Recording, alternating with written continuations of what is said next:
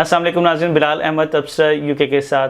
नाज़रीन, अगर आप 8 मार्च 2021 यानी कि मंडे के दिन से अगर आपका कोई प्लान है कि आप इंटरनेशनली ट्रैवल करना चाह रहे हैं, डज़न्ट मैटर कि आप कहाँ जाते हैं, लेकिन अगर आप यूके से बाहर ट्रैवल कर रहे हैं तो अब आपको एक डिक्लेरेशन ऑफ ट्रैवल का फॉर्म फिल करके जमा करवाना पड़ेगा जब आप ट्रैवल करने लगेंगे। तो ये एक नया फॉर्म है और इसको इजरा करने की वजह ये है कि हालिया दिनों और हफ्तों में लॉकडाउन के दौरान भी जो है जहाज़ या बरतानिया से भरे भरे गए हैं, स्पेशली पाकिस्तान, इसलिए कि होम लर्निंग, तो घरों से स्कूल की होम लर्निंग हो रही थी, लोगों के पास जो है कुछ करने को था नहीं, टिकटें सस्ती थी और इस वजह से लोगों ने ट्रैवल किया। लेकिन ये इजरा जो है सिर्फ पाकिस्तानियों की वजह से नहीं किया गया, इन जनरल किया गया ताकि जो यूके से बाहर की जो ट्रैवलिंग है उसको रोका जा सके।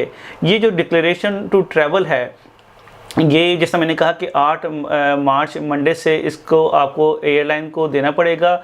इसका ये 3 पेज का डिक्लेरेशन फॉर्म है जो अब आपको स्क्रीन में नज़र भी आ रहा होगा। इसमें आपसे इंफॉर्मेशन पूछ रहे हैं कि आप जो हैं अपनी सारी डिटेल्स डालें कि आप जो हैं कि कहाँ पे ट्रैवल करेंगे, आपकी जो डिटेल्स हैं ट्रैवल की, मिसाल के तौर पर surname, date of birth, nationality, home address, passport number, destination जहां आप जा रहे हैं, और उसके बाद फिर आपने टिक करना होगा कि आप आप किस वजह से जो है ये आपको ये जो है ट्रैवल करना पड़ रहा है इंटरनेशनली, उसकी रीज़न क्या है।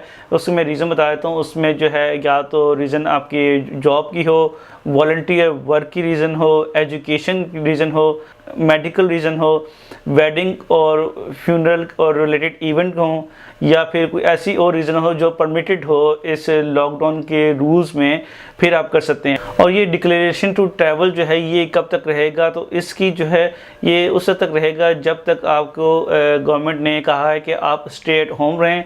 अभी तक जो उन्होंने जो मेरे पिछले प्रोग्राम में, ये स्क्रीन में भी नज़र आ रहा होगा, इसमें मैंने डिटेल में बताया है कि कौन सी चीज़ कब और कैसे खुलेगी, इसमें भी बताया है। और मैं इसमें भी बता देता हूँ कि ये 29 मार्च की डेट दी हुई है कि उस दिन के बाद से स्टे एट होम का जो रिस्ट्रिक्शन है वो ख़त्म हो जाएगी, लेकिन फिर भी कहा जाएगा कि आप stay local as much as possible.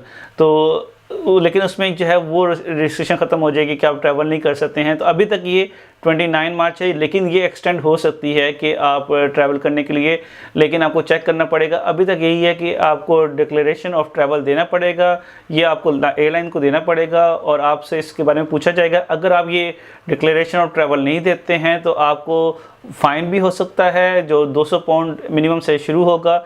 उसके अलावा आपकी फ़्लाइट भी मिस हो सकती है, इसलिए कि वो आपको बोर्डिंग नहीं करने देंगे।